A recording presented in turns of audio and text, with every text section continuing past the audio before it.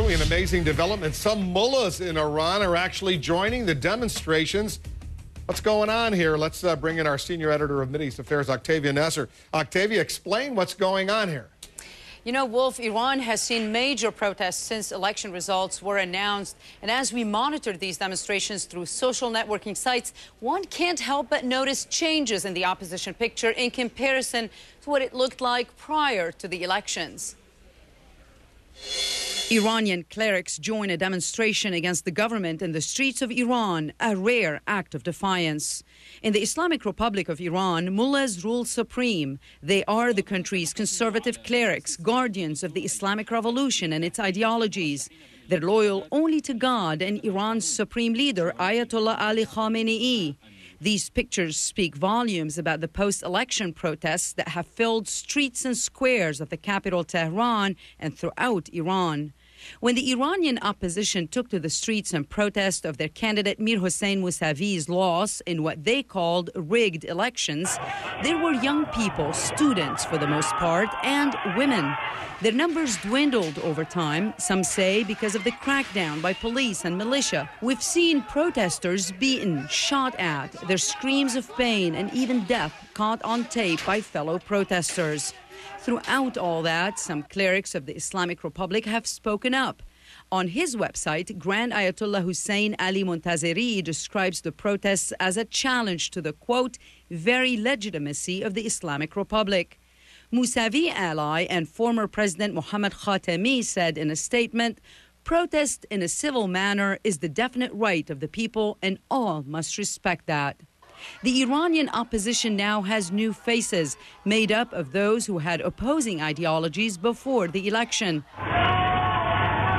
Secular or religious, Iranians go to their rooftop every night and shout out, Allahu Akbar, God is great. And Wolf, while many clerics who spoke up against the government have been keeping in touch with their supporters via official websites and Facebook pages, none of them have been seen in public since days following the elections, and that's making people a bit uncomfortable and nervous. Yeah, they should be. A lot of people are nervous right now for good reason. Thanks very much. Let's assess what we just heard with Rudy Bakhtiar, former CNN anchor, now Director of Public Relations for the Public Affairs Alliance of Iranian Americans, and Karim Sajadpour of the Carnegie Endowment for International Peace. Guys, thanks very much for coming back. What does that mean to you when you not just see women and young people, but actually see some mullahs who are protesting? I think this is very significant, Wolf. We have known for some time that there are deep divides brewing among the higher-up clerics inside of Iran. This isn't something new. This has been going on for years now. But right now, we're seeing it played out on the streets. We're seeing actual dissent of the supreme leader, people who are joining with the crowds, which I think you wouldn't have seen before a week and a half ago. Is it fair to say that two of the pillars of the revolution in '79, Mohammad Khatami and Rafsanjani, former presidents, that they hate Mahmoud Ahmadinejad? Is it fair to say, is that going too far?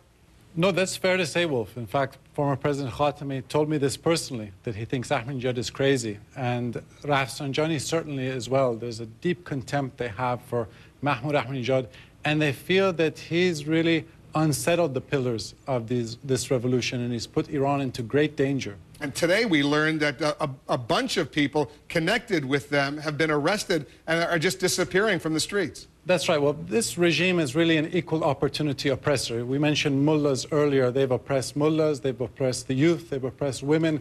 And we now have a government in Tehran which has alienated, I would argue, the majority of Iranian society, wide swaths of Iranian society. These are former deputy prime ministers, former foreign ministers. It's not just your average Iranians. But I want to get back to one average Iranian, Nida, the 26-year-old young woman who was killed on the streets of Tehran. The LA Times had some amazing pictures. Take a look at that picture, Karim, right over there behind you.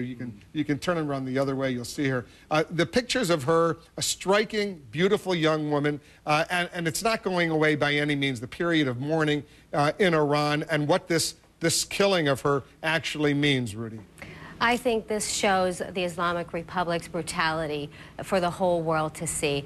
They have been brutalizing people since they came into power 30 years ago. And this is just one example caught on tape. And I think what's very significant about this poor girl who showed up to protest peacefully for her right to vote is that she was basically picked off from above by one of these Basijis, just a target. This is just cold-blooded murder. And this happened the day after the spiritual leader in Iran issued the edict that if you come to the streets, we will shed blood. And so her blood, her face, her beautiful demeanor, and all that she had, her future, everything that was taken away from her is now put directly on his head. Are we over-exaggerating her importance in her death? I don't think so, Wolf. I think, again, as we saw with the revolution 30 years ago, the iconic images were of bearded, middle-aged traditional men. Neda is really the iconic image of a new Iran, which is a young, educated female. And I can tell you that over the last few days and last week since Neda has passed, the response internationally has been absolutely overwhelming, with not only Iranians, but many Americans, Europeans, Asians saying that they've really been deeply moved by this horrific death of Neda. And the Wall Street Journal had the story today, and I don't know if you've heard about it, that an Iranian family whose son was killed in one of these demonstrations is now being told by the authorities, you must pay for the bullets that killed your son. Have you heard this? I heard that as well. This is a story that was circulating on Facebook a couple of days ago, and when I heard it, I was horrified.